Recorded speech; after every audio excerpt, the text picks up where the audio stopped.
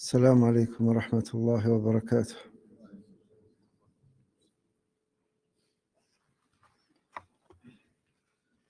إن الحمد لله نحمده ونستعينه ونستغفره ونعوذ بالله من شرور أنفسنا ومن سيئات أعمالنا. من يهده الله فلا مضل له ومن يضلل فلا هادي له، وأشهد أن لا إله إلا الله وحده لا شريك له، وأشهد أن محمدًا عبده ورسوله صلى الله عليه وسلم. يا أيها الذين آمنوا اتقوا الله حق تقاته ولا تموتن إلا وأنتم مسلمون. يا أيها الناس اتقوا ربكم الذي خلقكم من نفس واحدة وخلق منها زوجها وبث منهما رجالا كثيرا ونساء، واتقوا الله الذي تساءلون به والأرحام إن الله كان عليكم رقيبا. يا أيها الذين آمنوا اتقوا الله وقولوا قولا سديدا يصلح لكم أعمالكم ويغفر لكم ذنوبكم، ومن يطع الله ورسوله فقد فاز فوزا عظيما. واعلموا أن أصدق الحديث كلام الله، وأن خير الهدي هدي محمد صلى الله عليه وسلم هدي محمد صلى الله عليه وسلم، وأن شر الأمور محدثاتها، وكل محدثة في دين الله بدعة، وكل بدعة ضلالة، وكل ضلالة في النار. اللهم علمنا ما ينفعنا وانفعنا بما علمتنا وزدنا علما وبارك لنا فيه. اللهم أصلح لنا النية والذرية والأهل والعمل. اللهم اهدنا لأحسن الأخلاق لا يهدي لأحسنها إلا أنت، واصرف عنا سيئها لا يصرف عنا سيئها إلا أنت. اللهم إنا نسألك الهدى والتقى والعفاف والغنى. اللهم يا رب العالمين اشف مرضى المسلمين وارحم موتاهم أجمعين.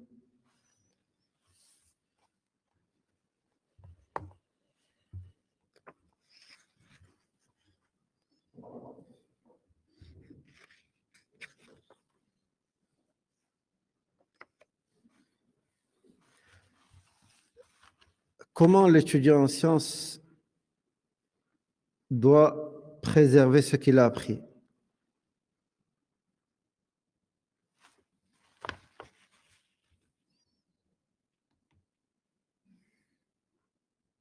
Jibril, l'écrit. Il y a d'autres méthodes, Aïtal? La mise en pratique, l'écrit. طيب.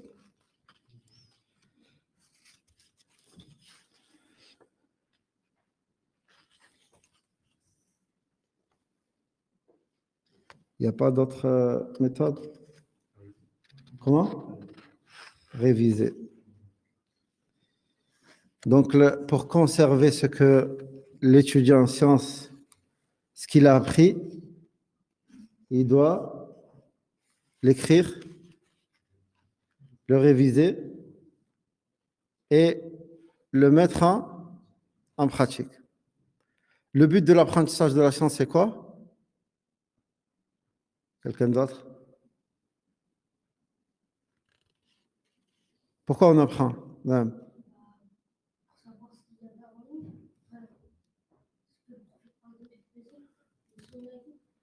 D'accord? نعم. بارك الله فيك. Pour augmenter la crainte d'Allah?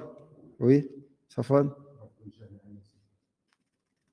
Pour lever l'ignorance sur soi-même, pour adorer Allah correctement. Comment? Transmettre, ça vient par la suite. Ça vient seul. Comment? La mise en pratique. Pour mettre en pratique ce qu'on a appris. D'accord? La base, on apprend pour œuvrer. Hein? Pas juste pour apprendre et mettre de côté, c'est bon, on a appris. الإنسان لا يتعلم للاستكثار وإنما يتعلم لكي يعمل بما علم وإلا فما فائدة هذا العلم بل سيكون وبالا عليه يوم القيامة كما جاء عن النبي صلى الله عليه وسلم القرآن حجة لك أو عليك. Le Coran, le prophète sallallahu alayhi wa sallam, le messager d'Allah sallallahu alayhi wa sallam a dit, le Coran, soit c'est une preuve pour toi ou contre toi. Quand est-ce que le Coran est une preuve pour toi? Comment? Quand tu le mets en pratique. Et c'est quand qui devient une preuve contre toi, wal-'iyadhu billah? Quand tu ne le mets pas en pratique. Car quand tu ne le mets pas en pratique. نسأل الله السلامة والعافية.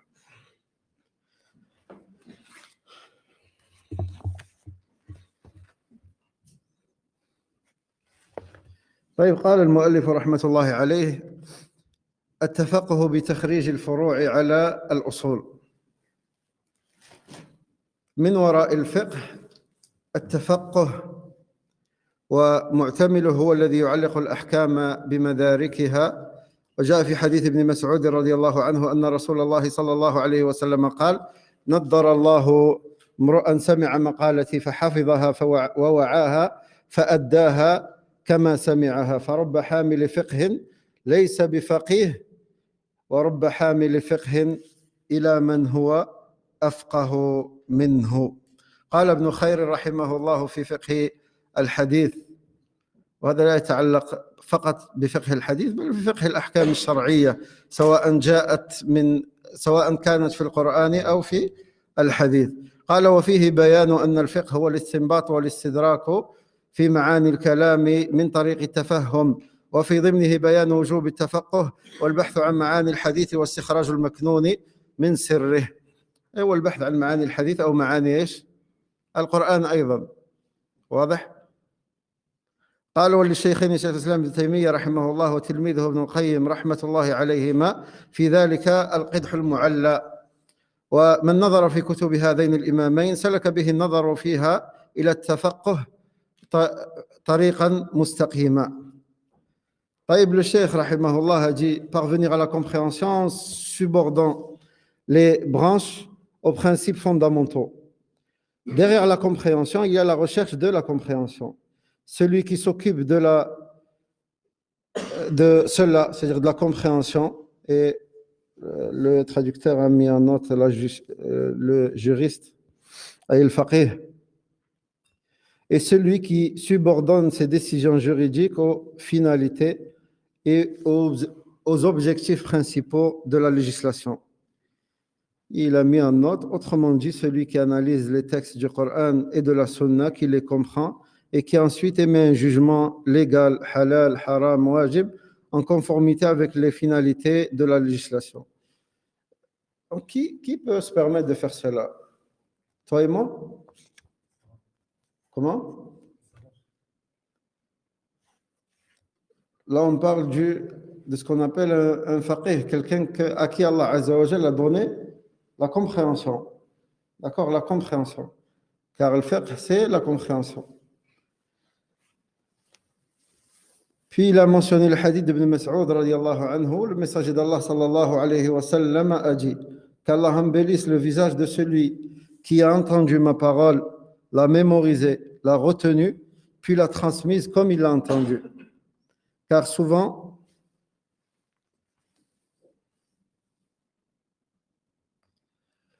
il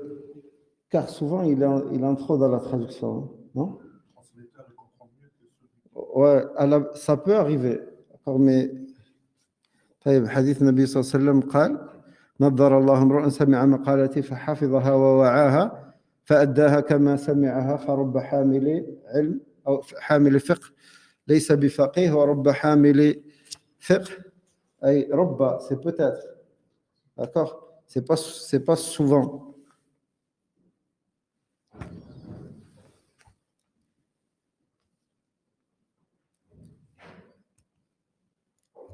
Il se peut que celui qui possède la science ne la comprend pas. D'accord? Plutôt. Il se peut que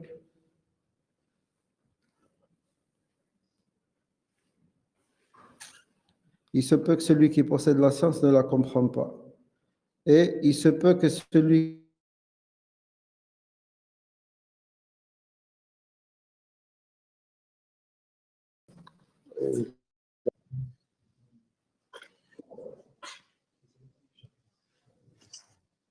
je ne sais pas si ça va fonctionner comme ça. Quelqu'un peut vérifier le son, s'il vous plaît. Hein? Ça fonctionne? Ça y est. Il est resté. Donc ici, j'ai dit le traducteur, il a mis car souvent.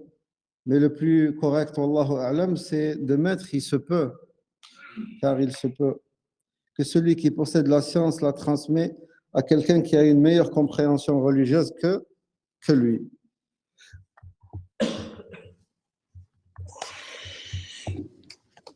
Donc Ibn Khayr a dit, rahimahullah, expliquant ce hadith, et ce hadith démontre que le fiqh et la déduction et la perception du sens des paroles par le biais de l'effort de compréhension, il implique l'obligation d'étudier la jurisprudence, la recherche de la signification du hadith ou du verset, pas uniquement le hadith, et l'extraction de ces secrets cachés, genre aux yeux de la plupart des gens. Fin de sa citation.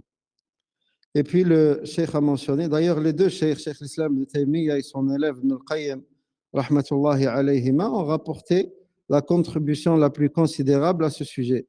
Quiconque médite longuement sur les écrits de ces deux imams parviendra au discernement en ce qui concerne les textes divins. Et parmi les paroles magnifiques d'Ibn Taymiyyah, rahimahullah,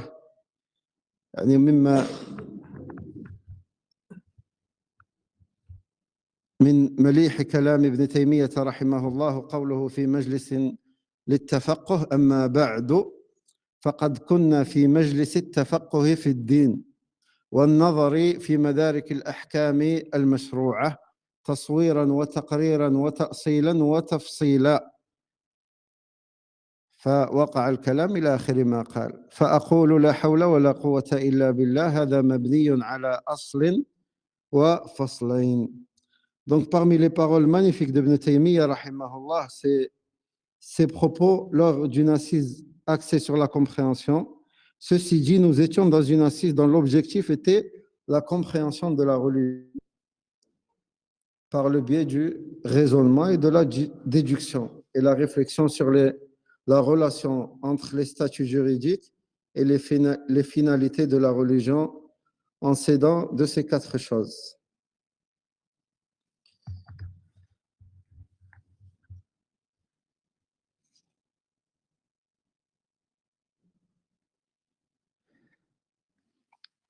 La première, c'est la description de la question que l'on va étudier, ce qu'on appelle at-taswir. La deuxième, c'est ce qu'on appelle le taqrir, le rapport, le fait d'écrire un rapport sur ce qu'on a écrit. Wa at-ta'sil, l'enracinement. Et la quatrième, l'explication détaillée, ce qu'on appelle le tafsil. Puis, ils ont parlé de. Et puis, je dis, il n'y a pas de changement de situation si ce n'est par la force et la permission d'Allah subhanahu wa ta'ala, par la puissance et la force d'Allah. La traduction il n'y a de puissance et de force qu'en Allah est erronée. On l'a vu maintes fois, il me semble. C'est quoi la plus juste? Je viens de le dire. Hein? C'est quoi le plus juste? Quelqu'un d'autre? Comment on traduit la hawla wa la quwwata illa billah? Qui m'a dit?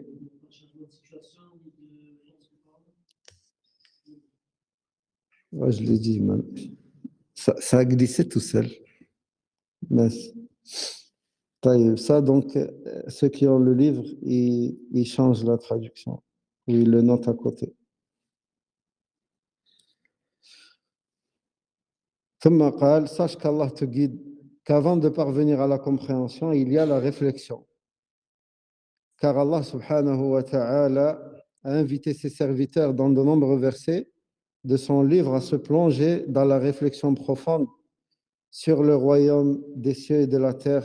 Il a invité l'homme à constamment méditer sur lui-même et sur ce qui l'entoure, afin qu'il développe ses facultés intellectuelles, fortifie sa croyance, approfondisse ses connaissances concernant les statuts juridiques et qu'il atteigne un haut degré d'érudition dans la science. Allah Azza wa Jalla قال وكذلك يبين الله لكم الآيات لعلكم تتفكرون. Ainsi Allah vous explique ces versets afin que vous méditiez. ثم قال قل هل يستوي الأعمى والبصير أفلا تتفكرون في آية أخرى. Dit, est-ce que sont égaux l'aveugle et celui qui voit? Ne réfléchissez-vous donc pas? Ainsi donc la compréhension vue va au-delà de la réflexion puisqu'elle est son résultat et sa conclusion. Et comment on obtient la compréhension? Hein?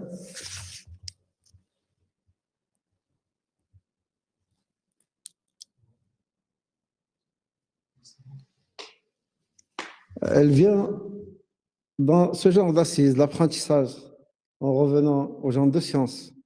D'accord? Même si Allah Azza wa Jal, sachez que les versets d'Allah ou les ordres d'Allah, il y a certains versets que toute personne comprend facilement. D'accord? Toute personne parmi les gens de la masse peut comprendre facilement. Faites la prière, tout le monde comprend ce que ça veut dire, faites la prière. Mais il y a des sens subtils cachés, il n'y a que les savants qui peuvent nous sortir ce sens-là et pas tout le monde. D'accord? Quand Allah Azza wa Jalla nous ordonne de méditer sur ces versets, c'est que le Coran, à la base, il est compréhensible pour tout le monde. D'accord? Il s'adresse aux amis comme aux savants. Mais il y a des versets, il n'y a que les érudits parmi les savants qui comprennent leur sens et c'est eux qui expliquent, qui transmettent l'explication aux autres. D'accord? C'est quoi la preuve? Hein? وأخر متشابهات فأما الذين في قلوبهم زيغ فيتبعون ما تشابه منه ابتغاء الفتنة وابتغاء تأويله. Après? إيه؟ يعني قراءتان وما يعلم تأويله إلا الله والراسخون في العلم أو وما يعلم تأويله إلا الله والراسخون في العلم يقولون آمنا به كل من عند ربنا. واضح؟ طيب. Donc, dans le Coran, tout comme dans la Sunna, il y a des versets équivoques qui ont plusieurs significations et il y a des versets clairs. Les versets clairs et les hadiths clairs, les gens de la masse les comprennent facilement. D'accord? Mais d'autres versets, et les versets équivoques et les hadiths, ça, c'est les gens de science qui nous les expliquent. واضح?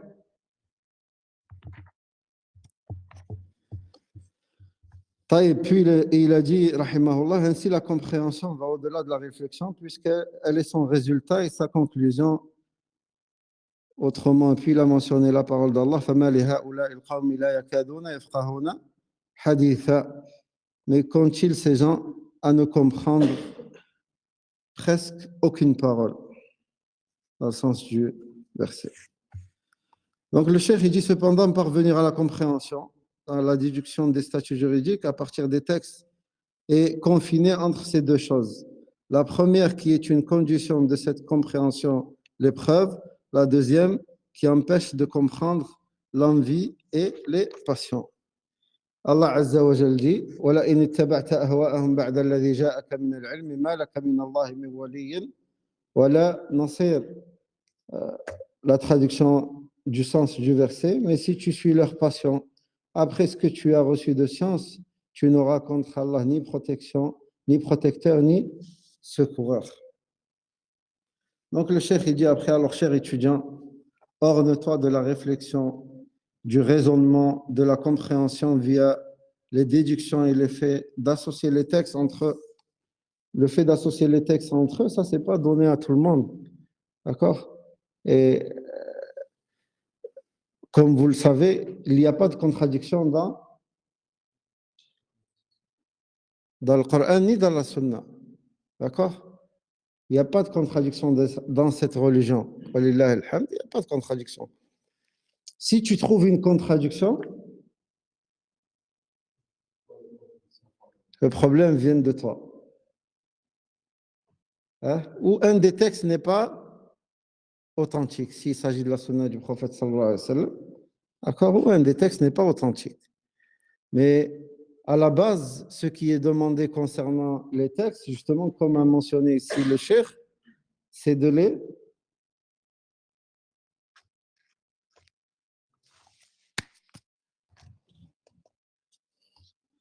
c'est de quoi? C'est de faire quoi, Smaël? C'est de les associer les uns aux autres et pas les, genre dire qu'il y a, en général, ce texte explique l'autre, mais il n'est jamais en contradiction avec l'autre. D'accord? Il complète ou il explique l'autre texte, mais il n'est pas en contradiction. Si tu trouves une contradiction, la contradiction, elle est dans ta tête à toi, pas dans les textes. D'accord?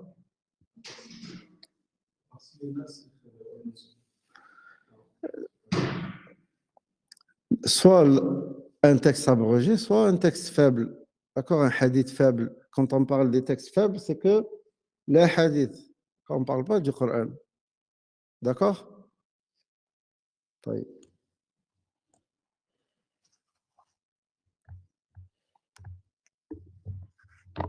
Donc, il dit, cher étudiant, orne-toi de la réflexion, du raisonnement et de la compréhension, et de la compréhension de la religion, afin que tu évolues du niveau de juriste au niveau du juriste d'esprit, comme le nomment les juristes, en d'autres termes, celui qui lit les jugements religieux, qui les lit, pas la lecture, les lit, les accorde. D'accord, le fait de lier la chose, les rassemble, les accorde.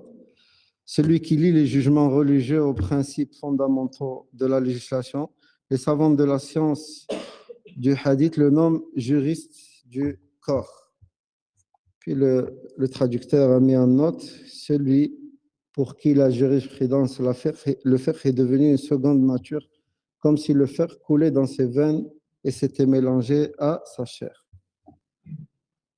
Puis il dit, rahimahullah, fais preuve de clarté dans ta réflexion lorsque survienne un événement sans précédent qui nécessite un statut religieux, en ramenant les branches aux principes fondamentaux, c'est-à-dire en subordonnant ta décision juridique concernant cet événement aux principes religieux fondamentaux, tout en accordant une très grande importance aux principes de base et aux règles établies. Lorsque tu examines une question, tu dois réunir à la fois la recherche et la concordance avec les objectifs de la législation, les principes fondamentaux de la religion et ses bases établies, comme le principe de la recherche du bien commun, al-masalih, et repousser le mal et la difficulté, apporter la facilité, fermer la porte à la ruse et bloquer les moyens qui conduisent à ce qui est interdit.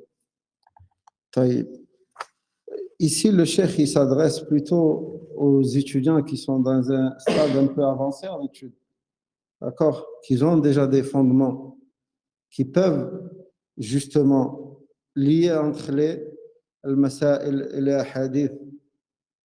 C'est pas, ne comprends pas de ce que dit le cheikh ici, que toi ou moi, on peut prendre un livre, le lire et, et commencer à dire, ah non, moi j'ai compris comme ça, donc la compréhension c'est forcément cela. Ou lui, genre Badruddin, il comprend d'une manière, moi je comprends d'une autre, Ismaïl d'une autre. Non, à la base de la compréhension, nous, il nous est demandé de revenir à la compréhension de qui? Hein? Des salafs, des compagnons, radiallahu anhum. Qui nous transmet la compréhension? Les savants. Les savants parmi les gens de la sunna.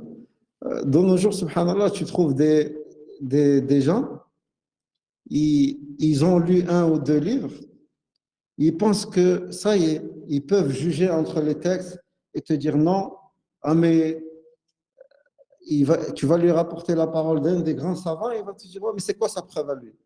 Comme si c'était son collègue. C'est quoi sa preuve? Comme si le savant, il va, ces choses-là vont émaner de lui-même, genre il va les sortir de ça, comme ça. Il a envie de te dire c'est permis, il te dit c'est permis.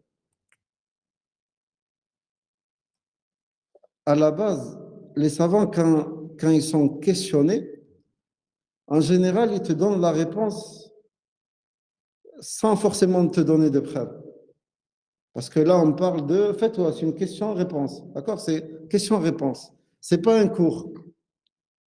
Pendant un cours, oui, le chef, il va te rapporter, il va détailler, il va te rapporter les preuves, pourquoi celui-ci dit cela et pourquoi l'autre dit ça, et c'est quoi la preuve la plus correcte, c'est quoi la parole la plus correcte. Dans un cours, oui, mais quand tu questionnes un chef, parfois, il te donne la preuve, mais parfois, il va te dire, oui, c'est permis, non, c'est pas permis, c'est tout, rien d'autre. Et tu trouves des gens qui, comment je peux dire ça, même l'odeur de la science, ils ne l'ont pas encore senti. Hein? Ils ont un peu feuilleté quelques livres ou écouté quelques cours.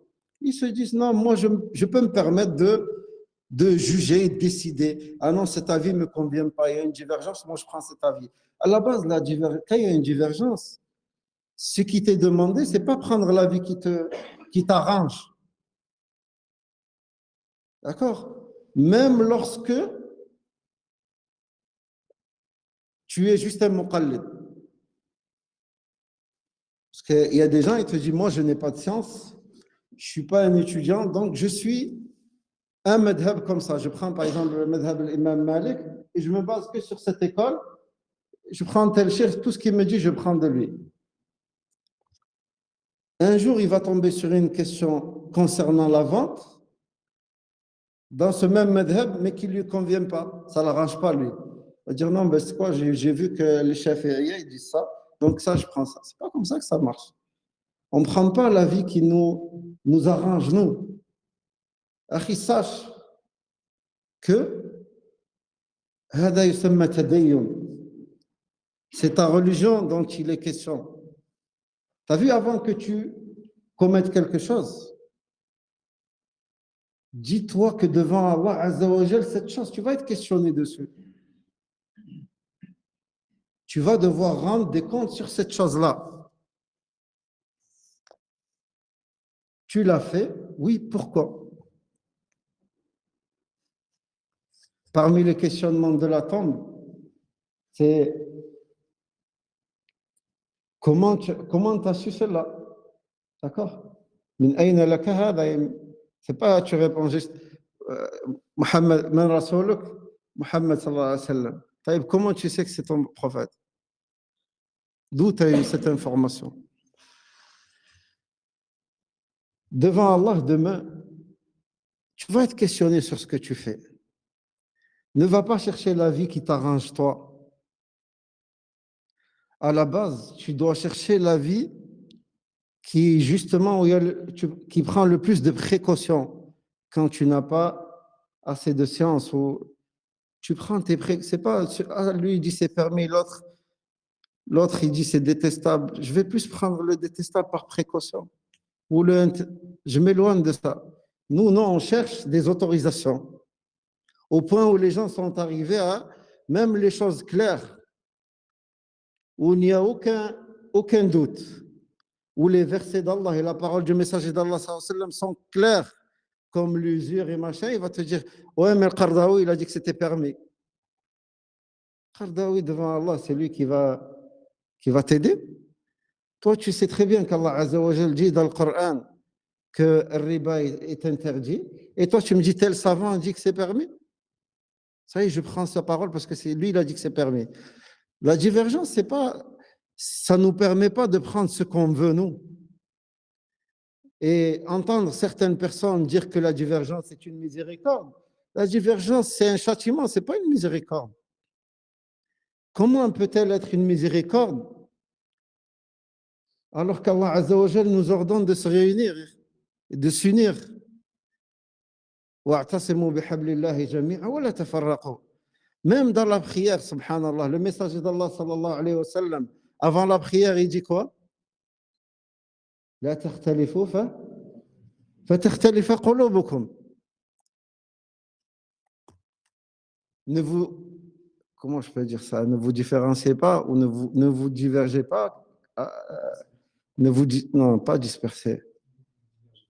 Divergez pas ou Bref, je l'explique. Le fait qu'une personne dans le rang, elle est plus avancée que l'autre, que le rang soit tordu, même si on diffère que dans le corporel, ben ça amène à quoi? La divergence dans le cœur. Regardez le message d'Allah sallallahu alayhi wa sallam. لا تختلفوا ايش تكون النتيجة؟ فتختلف قلوبكم. Et après tu viens me dire la divergence c'est une miséricorde. Moi je prends ce qui m'arrange.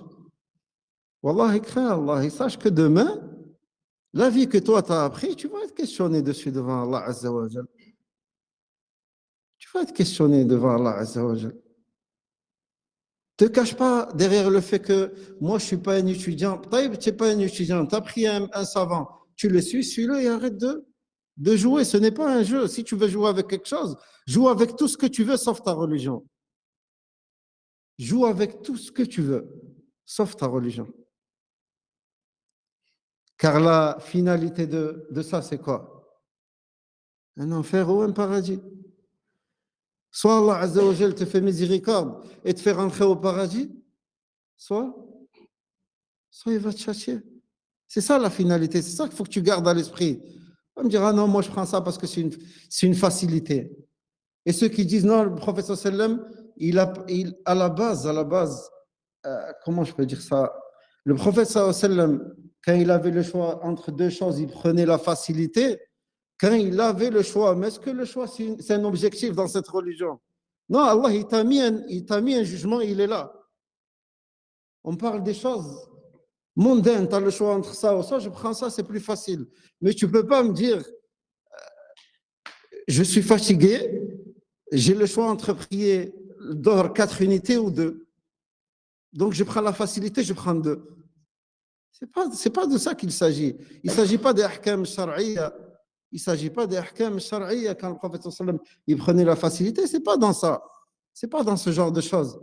La base, la religion, la législation, c'est une facilité. Toute la législation, c'est une facilité. D'accord? Elle est là justement pour te faciliter la vie. Wallah al-musta'an. Crains Allah et sache que quoi que tu fasses, la vie que tu vas prendre, tu rendras des comptes dessus devant Allah Azza wa Jal. Pourquoi tu as pris cette vie? Quelle est la preuve? Sur quoi tu t'es basé? Et aux gens, tu peux cacher ce qu'il y a dans ton cœur. Mais devant Al-Khabir Al-Alim, subhanahu wa ta'ala, il n'y a rien qui lui échappe. Il n'y a rien qui peut lui être caché, subhanahu wa ta'ala.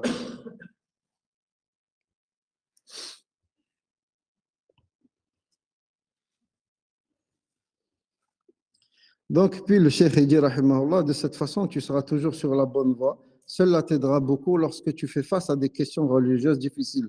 Donc, tu dois redoubler d'efforts pour comprendre, comme j'ai dit plus haut, les textes religieux euh, comprendre, comme j'ai dit plus haut, le texte religieux correctement et faire preuve de discernement concernant les circonstances qui influencent la législation. Tu dois méditer sur les finalités, les objectifs principaux de la religion. Si ta compréhension est dépourvue de ce qui vient d'être cité, ou si tes oreilles s'en détournent, tu ne fais que perdre ton temps et le mot ignorant te convient parfaitement. Puis il dit, rahimahullah, cette qualité est justement celle qui te conduit au discernement et te permet d'avoir des critères appropriés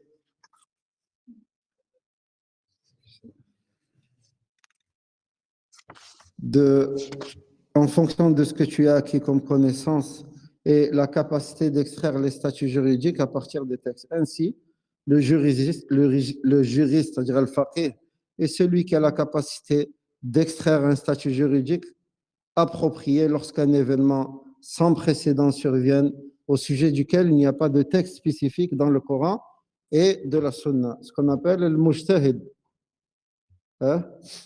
Celui qui a la capacité de faire un effort dans la religion, ce qu'on appelle le mujtahid, les grands savants. Le grand, un grand savant, il peut faire l'effort quand il n'y a pas de texte apparent pour nous.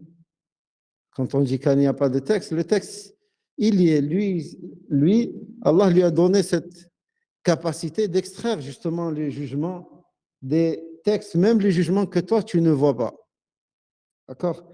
Donc, quand, en apparence, pour toi et moi, il n'y a pas de texte qui prouve telle et telle chose, Allah Azza wa Jal, comme le messager d'Allah sallallahu alayhi wa sallam a mentionné, il y a des savants qui peuvent faire ce qu'on appelle un effort d'interprétation.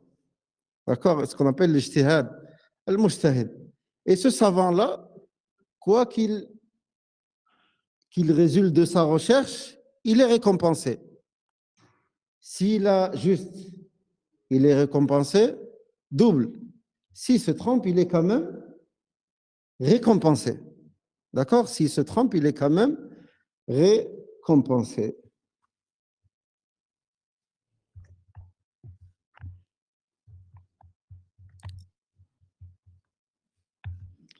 Puis le traducteur a mentionné, comme par exemple la prière obligatoire dans l'avion ou dans le bus, le commerce sur Internet, le faqih, analyse cette situation nouvelle et émet un statut juridique approprié, haram ou halal ou makruh. Donc, de même, l'homme éloquent n'est pas celui qui peut énumérer les différentes branches et principes de la science de la rhétorique. En revanche, il applique ses connaissances de la rhétorique en révélant les significations cachées du livre d'Allah sous différents aspects. Et s'il écrit ou prononce un discours, son travail sera excellent.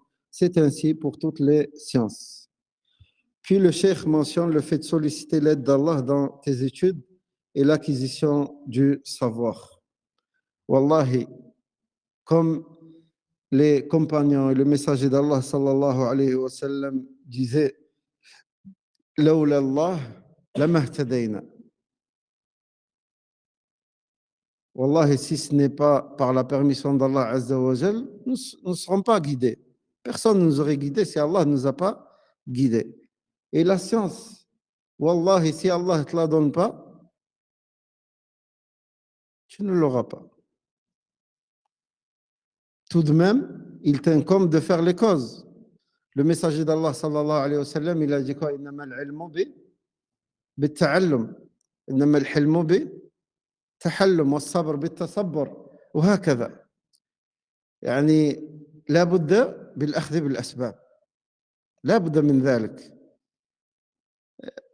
Il t'incombe de faire les causes. D'accord? Toi, tu apprends. Ce qui nous est demandé à nous, c'est l'effort. Le résultat, le succès, c'est Allah Azza wa Jal, il le donne à qui il veut, subhanahu wa ta'ala. Donc, le cheikh, il dit solliciter l'aide d'Allah dans tes études et l'acquisition du savoir.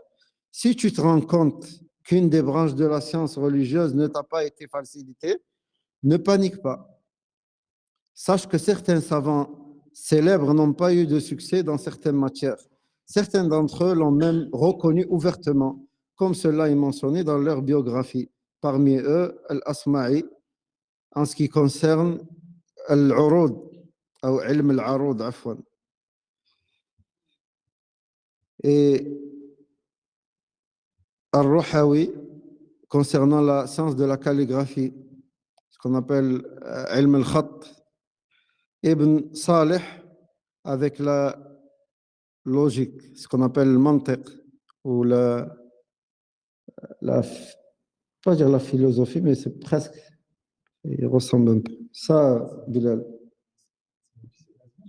Hein? Pas, pas tout le temps. En fait, parmi les savants, ils doivent quand même un peu savoir pour pouvoir réfuter les gens toutes les shubuhat que mentionnent les gens de cette science-là. Et Abu Muslim, un qui était connu pour la grammaire, Nahu, il avait des problèmes, genre il avait du mal avec le ilm al-sarf. Ils ont marqué tasrif. Le sarf, c'est la conjugaison. D'accord? Pourtant, il était fort dans les règles de grammaire. Mais il avait des difficultés dans la conjugaison. Et bien d'autres. Beaucoup de savants ont eu des difficultés dans certaines sciences. Ils étaient forts dans certaines et pas forcément dans d'autres. Ils ont été, ces savants-là, si tu reviens à leur biographie, tu verras qu'ils l'ont dit ouvertement. Ils ont dit qu'ils avaient du mal avec certaines sciences. Puis le cheikh, il dit donc, cher étudiant, redouble d'efforts et cherche secours auprès d'Allah en l'invoquant, en implorant son aide et en te rabaissant devant lui. Et Cheikh l'Islam de Taymiyyah, rahimahullah, le cheikh mentionne ici, il dit répéter souvent dans ses invocations, lorsque l'exégèse d'un des versets du livre d'Allah lui échappait, ô Allah, ô toi qui as enseigné à Adam et Ibrahim, enseigne-moi. Ô toi qui as fait comprendre à Sulayman, accorde-moi la compréhension. Et il comprenait ensuite le sens du verset. Il a été rapporté aussi qu'il allait, rahimahullah, dans des mosquées qui ont été délaissées à son époque, où il n'y avait personne, ni on priait dedans, ni il se roulait par terre pour se rabaisser devant les genre moi je suis rien, et Allah si tu ne m'accordes pas cette science, et Allah par la suite lui donnait la compréhension, rahimahullah. Donc, ne désespère jamais si tu vois que tu as des difficultés dans l'apprentissage ou la compréhension. Implore celui qui détient tout entre ses mains, subhanahu wa ta'ala. Et rappelle-toi que beaucoup de savants, on parle des grands savants, ils avaient aussi certaines difficultés dans certaines matières. D'accord? Et la science, elle fait partie des subsistances. Allah Azza wa Jal, il la donne à qui il veut, subhanahu wa ta'ala. Donc, si tu as quelques difficultés, reviens vers Allah Azza wa Jal et remets-toi en question. Remets-toi en question. Il se peut qu'il y ait un empêchement extérieur qui fait que cette science, elle ne t'est pas accordée. D'accord? Remets-toi en question. Il se peut que ce soit les péchés la cause, ou le fait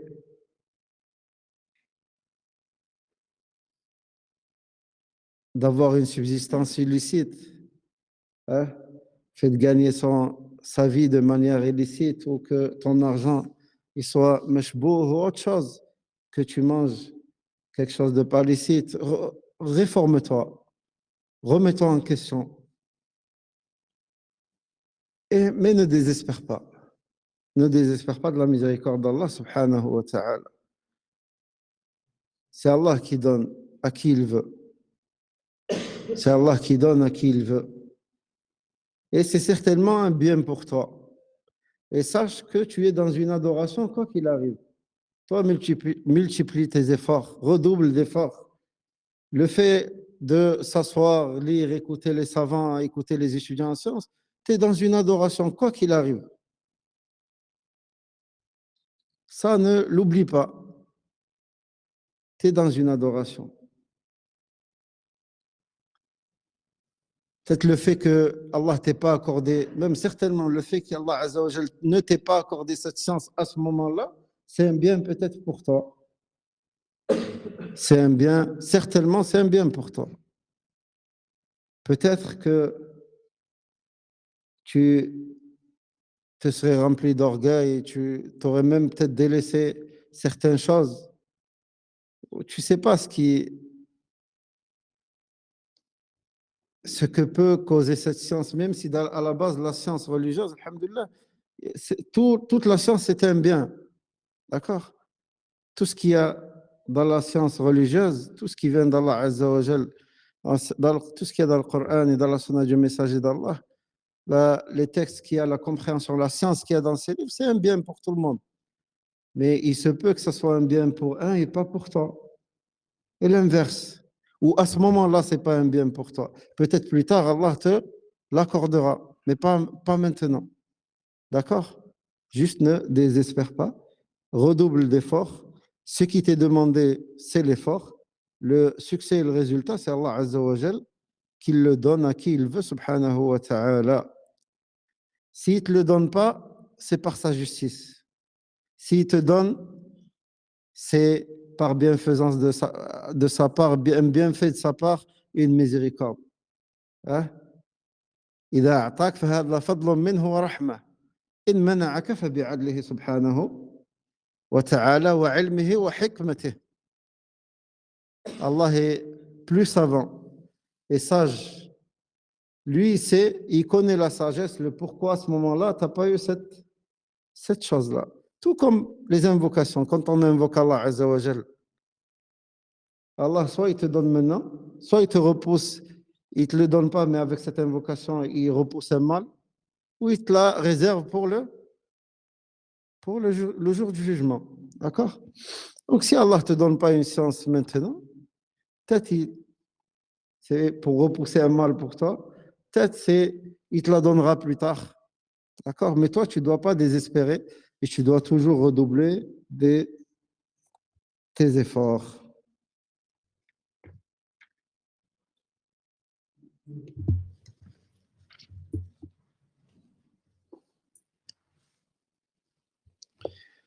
Je vous relis juste ce paragraphe en arabe et on passera à l'autre.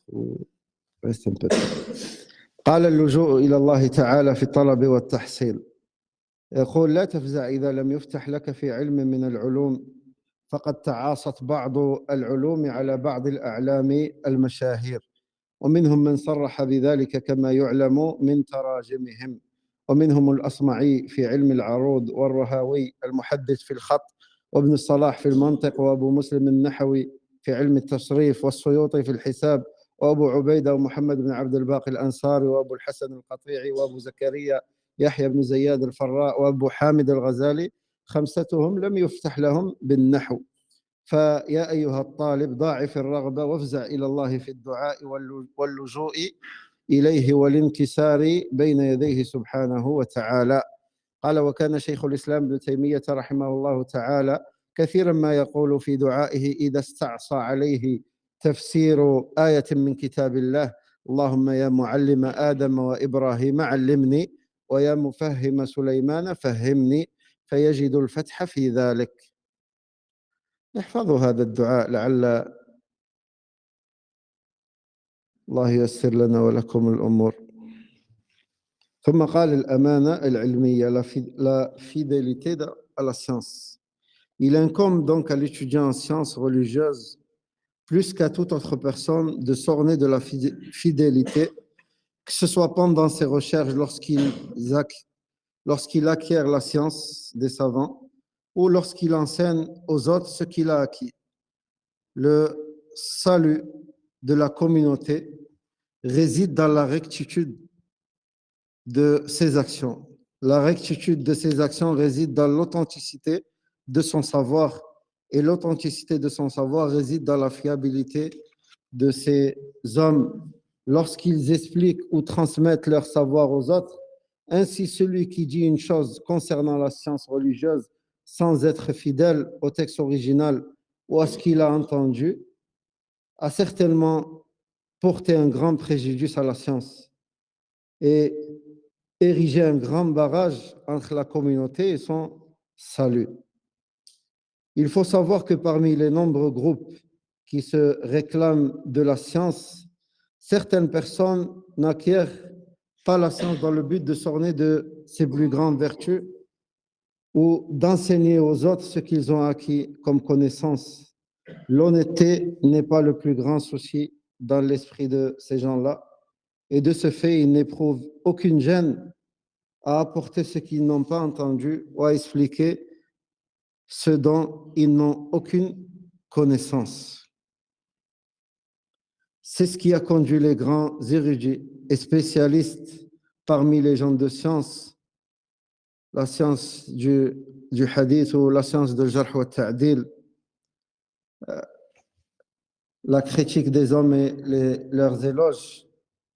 C'est ce qui les a conduits à faire la distinction entre ceux qui exagèrent dans leurs paroles lorsqu'ils rapportent des hadiths et ceux qui rapportent les paroles avec fidélité, c'est-à-dire qu'ils rapportent les hadiths exactement comme ils les ont entendus, sans altération ni de la parole ni du sens. Cet effort de la part des savants a permis aux étudiants en sciences d'être clairvoyants et d'attester du degré d'authenticité des hadiths et des récits qu'ils rencontrent au cours de leurs études. Ils ont pu confirmer la véracité ou le caractère mensongère des hadiths, voire la prépondérance de la véracité sur le mensonge ou le contraire, ou encore la probabilité égale que le hadith soit authentique ou non. Fin de citation.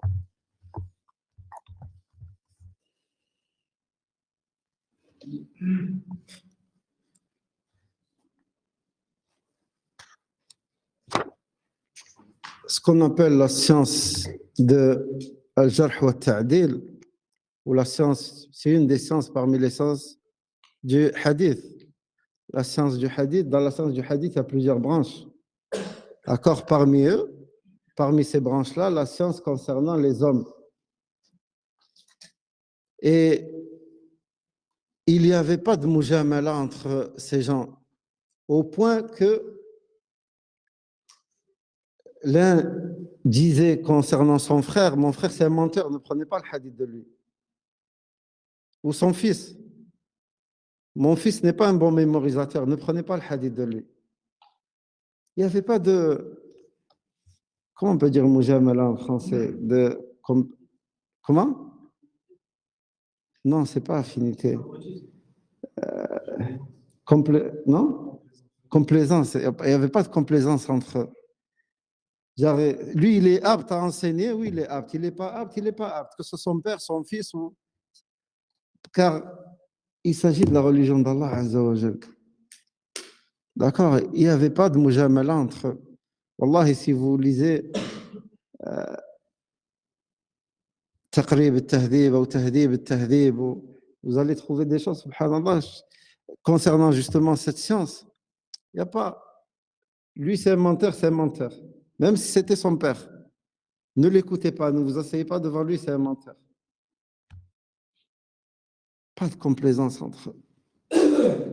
Pourquoi? Parce que il s'agit de la religion d'Allah. Il s'agit d'un dépôt. Il s'agit là d'un dépôt. يعني فكان الرجل منهم يقول يعني عن أخيه وعن أبيه كذاب لا تأخذوا عنه الحديث أو غير حافظ لا تأخذوا عنه الحديث. ما كان مجاملة في مسائل الدين، ما في مجاملة، ما في مجاملة. النبي صلى الله عليه وسلم قال من كذب علي متعمدا فليتبوأ مقعده من النار. Celui qui ment sur moi volontairement, qu'il prépare sa place en fer. Donc mentir sur Allah subhanahu wa ta'ala ou mentir sur le messager d'Allah sallallahu alayhi wa sallam est plus grave que de mentir sur autre chose. Il ne faut pas prendre cela à la légère. L'étudiant en sciences, il doit être comment dire, il doit avoir une certaine véracité, il doit être véridique, il ne doit pas mentir, surtout sur Allah et son messager, sallallahu alayhi wa sallam. S'il a entendu quelque chose d'un savant, il la rapporte comme il l'a entendu. S'il a un doute, regardez même dans les hadiths du prophète sallallahu alayhi wa sallam, des fois le compagnon, quand il a un doute, il dit, il a dit ça ou ça, j'ai un doute en ça ou ça. Mais il le mentionne. Et il n'y a aucun mal à dire aussi, je ne sais pas. Si on te pose une question, tu ne sais pas, le fait de dire je ne sais pas, il est préférable pour toi de dire je ne sais pas que de parler sur une chose que tu ne maîtrises pas. Si tu n'as pas connaissance d'une chose, dis je ne sais pas, je n'ai pas connaissance de cette chose. Il n'y a aucune honte à ne pas savoir. Il n'y a aucune honte à ne pas savoir. Tu ne peux pas tout savoir. Mais sache que avant d'apporter n'importe quelle réponse à quiconque, avant de lui donner la réponse, sache que tu seras questionné devant Allah Azza wa Jal sur la réponse que tu lui donnes. Comme les savants le disent, si tu veux jouer, joue avec tout ce que tu veux, mais pas avec la religion d'Allah. Joue avec ce que tu veux, mais pas la religion d'Allah.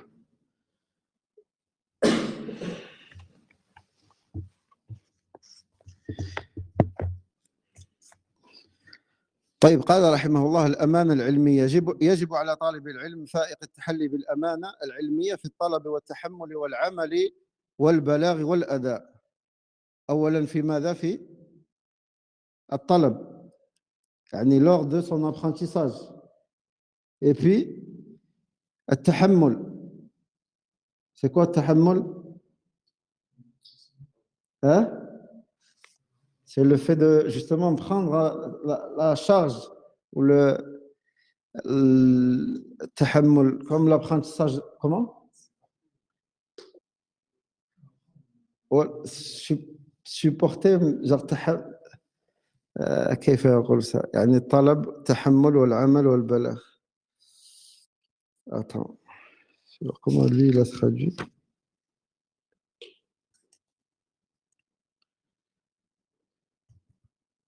Lorsqu'il acquiert la science, التحمل. Ouais, je sais pas supporter. والعمل هذا واضح. والبلاغ lorsqu'il transmet. قال فإن فلاح الأمة في صلاح أعمالها وصلاح أعمالها في صحة علومها وصحة علومها في أن يكون رجالها أمناء فيما يروون أو يصفون فمن تحدث في العلم بغير أمانة فقد مس العلم بقرحة ووضع في سبيل فلاح الأمة حجرا عثره. ثم ذكر أنه لا تخلو الطوائف المنتمية إلى العلوم من أشخاص لا يطلبون العلم ليتحلوا بأسنى فضيلة أو لينفعوا الناس بما عرفوا من حكمة وأمثال هؤلاء لا تجد الأمانة في نفوسهم مستقرة فلا يتحرجون أن يروون ما لم يسمعوا أو يصفوا ما لم يعلموا وهذا ما كان يدعو جهابذة أهل العلم إلى نقد الرجال وتمييز من يسرف في القول ممن يصوغه على قدر ما يعلم حتى أصبح طلاب العلم على بصيرة من قيمة ما يقرؤونه فلا تخفى عليهم منزلته من القطع بصدقة أو كذبة أو رجحان أحدهما على الآخر أو احتمالهما على سواء. ثم قال الصدق la véracité. La véracité des propos est le symbole de la solennité, de la grandeur de l'âme, de la pureté du fort intérieur, d'une noble aspiration et de la prépondérance de la raison. La véracité contribue à l'amour des gens envers toi, au bien-être de la communauté et la préservation de la religion. Pour ces raisons, elle est une obligation individuelle, non seulement celui qui la néglige court à sa perte, mais il porte aussi à lui-même et à son savoir un préjudice. Al-Awza'i, rahimahullah, a dit « Apprends la véracité avant d'apprendre la science ». Et Waqi', rahimahullah, a dit « Personne ne peut s'élever et progresser dans cette profession sauf un véridique ». Il parle de quelle profession? Si lui, il parlait de la science du hadith, mais de la science tout court. Donc, apprends la véracité avant d'apprendre la science.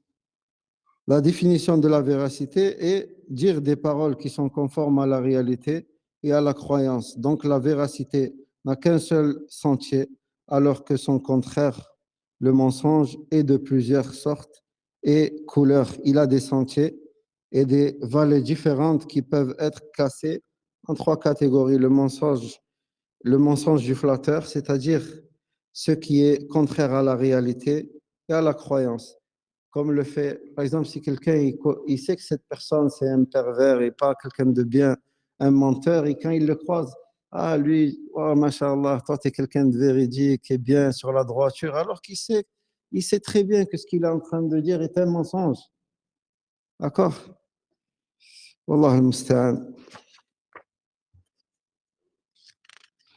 Puis il dit, comme par exemple, lorsque tu flattes quelqu'un et que tu dis du bien de lui, alors que tu sais parfaitement que cet homme est un pervers facile ou un innovateur. Si c'est un innovateur, on dit c'est un innovateur. Je ne peux pas dire, oh, lui, il fait partie des gens de la sunna alors qu'il n'en fait pas partie. Puis le mensonge de l'hypocrite, c'est ce qui est contraire à la croyance tout en étant conforme à la réalité. Comme par exemple l'hypocrite qui affirme par la parole ce que disent les gens de la sunna et de la voix claire. Comme les hypocrites à l'époque du messager d'Allah, sallallahu alayhi wa sallam, قالوا نشهد إنك لرسول الله. يعني قولهم نشهد إنك لرسول الله هذا هل هو حق محمد صلى الله عليه وسلم رسول الله أم لا؟ قال إيش عقب عليهم الله؟ قال والله يعلم إنك لرسوله والله يشهد إن المنافقين لكاذبون. يعني القول الذي قالوه حقيقة أم لا؟ لكن هل وافق ما في صدورهم ما قالوه بلسانهم؟ ما وافق رغم أنه حق. يعني فهذا كذب إيش المنافقين. Donc le fait que la parole ne concorde pas avec la croyance qu'il y a dans le cœur, c'est le mensonge de l'hypocrite. D'accord? Lui croit une chose, il dit une chose qui est véridique, comme les hypocrites quand ils ont attesté que Mohammed est le messager d'Allah, sallallahu alayhi wa sallam. Cette parole, elle est vraie ou pas? Est-ce que c'est le messager d'Allah ou pas? Oui, ils l'ont dit avec leur langue. C'est une vérité. Mais est-ce que cette parole concorde avec ce qu'ils avaient dans le cœur? Ajib. Non. Elle n'était pas en concordance avec ce qu'il y avait dans leur cœur. Eux, dans leur cœur, ce n'est pas le messager d'Allah. Et c'est ce qu'a dit Allah Azza wa Jal dans Surat al-Munafiq. Il a mentionné, il dit, les hypocrites disent qu'on atteste que tu es le messager d'Allah. Et Allah sait que tu es son messager. Et Allah atteste que les hypocrites sont des menteurs. D'accord? Taïb. Puis le mensonge de l'idiot, c'est ce qui est contraire à la réalité tout en étant conforme à la croyance, comme celui qui croit la légitimité des sophis innovateurs qui prétendent que les sophis sont les alliés d'Allah. Accroche-toi donc à la voie, c'est-à-dire la véracité. Réfléchis à 2 fois avant de parler afin que tes paroles soient l'expression fidèle de tes sentiments réels, comme l'amour, la haine ou encore que ce que tu ressens à l'extérieur, comme ce que tu perçois avec tes 5 sens, l'ouïe, la vue, l'odorat, le goût et le toucher. Le véridique ne dit pas je t'aime alors qu'il déteste. Il ne dit pas j'ai entendu alors qu'il n'a pas entendu. Attention ici, c'est pas parce que tu n'aimes pas ta femme, tu vas lui dire je t'aime pas, je suis véridique. Ici, c'est permis de mentir. Tu dois lui dire je t'aime même si ce n'est pas vrai. Hein? C'est-à-dire, nous, on a vu qu'il fallait être véridique. Si tu ne dis pas à quelqu'un je t'aime si tu ne l'aimes pas. D'accord? Au début, je parle surtout au début, quand on est nouveau marié, souvent, il se peut que la femme dise que tu m'aimes, alors que ça fait juste 1 semaine que vous êtes mariés. Tu ne vas pas lui dire non, je ne t'aime pas. Même si elle sait que vous vous connaissez depuis à peine 1 semaine. D'accord? Ici, il est permis de mentir. Tu ne vas pas venir lui dire, moi j'ai lu, ou Abou Sirine il a dit, ou le cheikh là il a dit dans le livre, si tu n'aimes pas quelqu'un, ne lui dis pas je t'aime. Si tu détestes, tu dois lui dire je te déteste. Non, c'est pas comme ça. D'accord?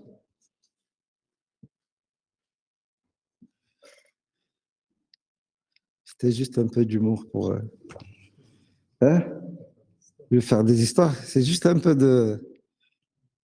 d'humour. Hein, c'est pas. Hein? Ce qu'il a, Ismaël, il n'est pas content. Hein. Et puis, il dit fais attention à ne pas laisser les conjectures planer autour de toi, puis trahir ta volonté de dire la vérité, car tu finiras inscrit dans la liste des menteurs. Le moyen de te protéger de cela lorsque tu es en désaccord avec ton âme, parce qu'elle te pousse à dire une parole qui n'est pas véridique, c'est la soumettre à l'obéissance en lui rappelant la place de la véracité et son rang, la laideur du mensonge et sa bassesse. Puis rappelle-lui également que le mensonge finit toujours par être dévoilé au grand jour. Donc implore l'aide d'Allah subhanahu wa ta'ala et ne faiblis pas. Ne donne pas à ton âme une occasion d'utiliser la ruse euh, dans tes paroles en dehors de ce qui est autorisé par la législation. Donc, cher étudiant, prends garde à ne pas basculer de la véracité vers la ruse, puis de la ruse vers le mensonge, dont le plus vil est le mensonge dans la science. Ce dernier est une maladie qui est due à l'envie de surpasser ses camarades ou à l'envie d'une grande renommée. Celui qui aspire à une renommée plus grande que sa juste valeur doit savoir qu'il y a des gens aux aguets munis des stylos ainsi que d'une sagacité hors du commun qui confronte la renommée avec ce qui est rapporté. Donc, ta perte s'accomplit de trois façons. Les gens n'ont plus confiance en toi, ta science s'en va et moins de personnes acceptent tes paroles et on ne te croit plus même si tu dis la vérité. En général, celui qui s'exprime continuellement avec des paroles enjolivées est le frère du magicien et les magiciens ne réussissent pas et Allah est plus savant. قال رحمه الله الصدق صدق اللهجة عنوان الوقار وشرف النفس ونقاء السريرة وسمو الهمة ورجحان العقل ورسول المودة مع الخلق وسعادة الجماعة وصيانة الديانة ولهذا كان فرض عين فيا خيبة من فرط فيه ومن فعل فقد مس نفسه وعلمه بأذى. قال الأوزاعي رحمه الله تعلم الصدق قبل أن تتعلم العلم. وقال وكيع رحمه الله هذه الصنعة أي صنعة الحديث لا يرتفع فيها إلا صادق فتعلم رحمك الله الصدق قبل أن تتعلم العلم. والصدق إلقاء الكلام على وجه مطابق للواقع والاعتقاد فالصدق من طريق واحد والكذب له طرق عدة. إيش الدليل؟ الصدق له طريق واحد والكذب له طرق أو طرق عدة. وأن هذا صراطي مستقيما فاتبعوه صراط واحد ولا تتبعوا السبل أي الطرق المؤدية إلى الضلال فهي كم؟ كثيرة فتفرق بكم عن سبيله. فطريق الحق واحد أما الكذب فضروب وألوان ومسالك وأودية يجمعها ثلاثة. قال كذب المتملق وهو ما يخالف الواقع والاعتقاد كما يتملق لمن يعرفه فاسقا أو مبتدعا فيصفه بالاستقامة. وكذب المنافق وهو ما يخالف الاعتقاد ويطابق الواقع كالمنافق ينطق بما يقول أهل السنة والهداية. وكذب الغبي بما يخالف الواقع ويطابق الاعتقاد كما يعتقد صلاح صوفي مبتدع فيصفه بالولاية. فالزم الجادة أي الصدق فلا تضغط على عكد اللسان ولا تضم شفتيك ولا تفتح فاك ناطقا إلا على حروف تعبر عن إحساسك الصادق في الباطن كالحب والبغض أو إحساسك في الظاهر كالذي تدركه الحواس الخمس السمع والبصر والشم والذوق واللمس. فالصادق لا يقول أحببتك وهو مبغض ولا يقول سمعت وهو لم يسمع. فاحذر أن تحوم حولك الظنون فتخونك العزيمة في صدق اللهجة فتسجل في قائمة الكذابين. وطريق الضمانة لهذا إذا نازعتك نفسك بكلام غير صادق فيه أن تقهرها بذكر منزلة الصدق وشرفه ورذيلة الكذب ودركه، وأن الكاذب عن قريب ينكشف.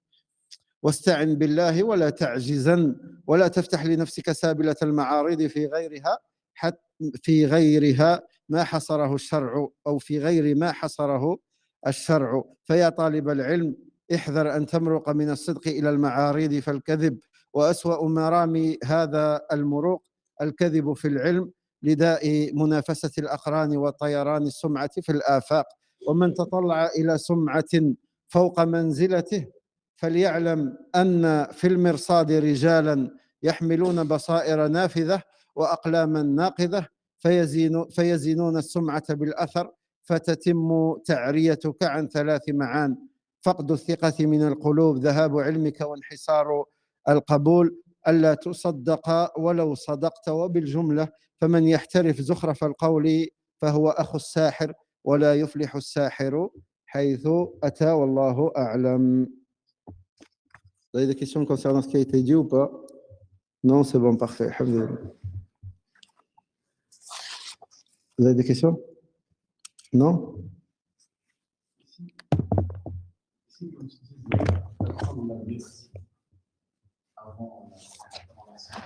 Non. C'est le fait d'habituer son âme à toujours dire la vérité, quoi qu'il arrive. Le Nabi sallallahu alayhi wa sallam قال إن الصدق يهدي إلى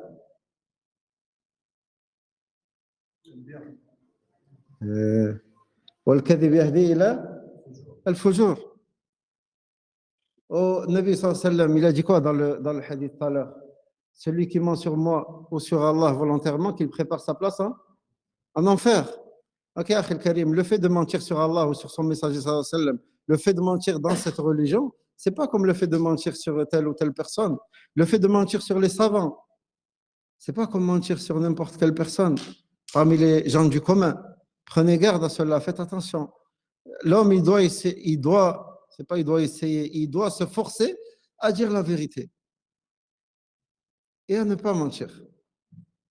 Et à ne pas mentir et ne pas chercher l'agrément des gens, mais chercher plutôt l'agrément d'Allah subhanahu wa ta'ala. Parce que si tu cherches l'agrément d'Allah subhanahu wa ta'ala, même si cela déplaît aux gens, même si tu sais que ce que tu vas dire, il va déplaire aux gens, Allah va faire en sorte que ces gens-là t'aiment et agrée ce que tu dis. Par contre, si tu cherches l'agrément des gens et peu importe ce que ça, même si cela, ça peut te ramener le châtiment d'Allah Azza wa Jal. Et sache que à la fin, ces gens-là, eux, ils vont te détester et ne pas t'aimer. D'accord? Et le hadith où Allah Azza wa Jal, le messager d'Allah nous a informé qu'Allah Azza wa Jal, quand il aime quelqu'un, il appelle Jibril alayhi salam, il dit oh, Jibril, j'aime telle personne, aime-la. Et puis Jibril fait la même chose, il le dit aux anges. Et Allah fait en sorte que les gens acceptent et aiment cette personne sur cette terre. Donc si Allah t'aime, Allah, c'est ça le but ultime. C'est ça que tu dois rechercher. L'amour d'Allah Azza wa Jal seul. Qu'est-ce que tu en as à faire de l'amour des gens si Allah il ne t'aime pas? Si Allah ne t'aime pas, qu'est-ce que ça va t'apporter l'amour des gens? Wallahi, rien. Rien, ni plus ni moins. Par contre, si Allah t'aime et les gens te détestent, est-ce que leur haine, elle va tenir en quelque chose? Non. Si Allah t'aime et si Allah il est avec toi, peu importe qui est contre toi, qu'est-ce que ça peut te faire après? Qu'est-ce que ça peut te faire? Rien. Rien. Ça, l'homme, il cherche l'amour d'Allah Azza wa Jal. Il cherche l'agrément d'Allah. Il ne cherche pas l'agrément des gens. Il ne cherche pas l'agrément des gens. فأسأل الله العلي القدير بأسمائه الحسنى وصفاته العلى أن يرزقنا الصدق في القول والعمل والإخلاص، وأن يعيذنا من الكذب وأهله. اللهم اهدنا لأحسن الأخلاق لا يهدي لأحسنها إلا أنت.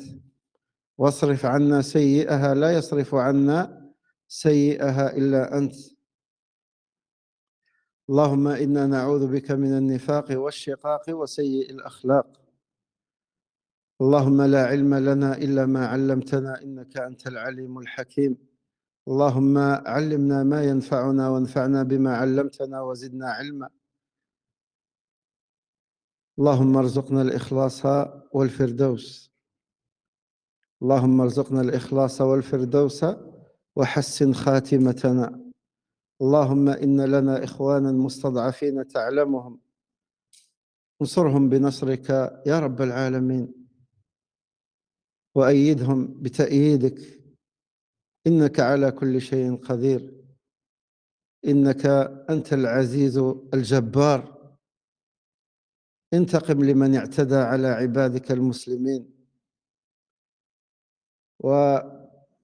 اللهم إن لنا إخوانا افتقدناهم،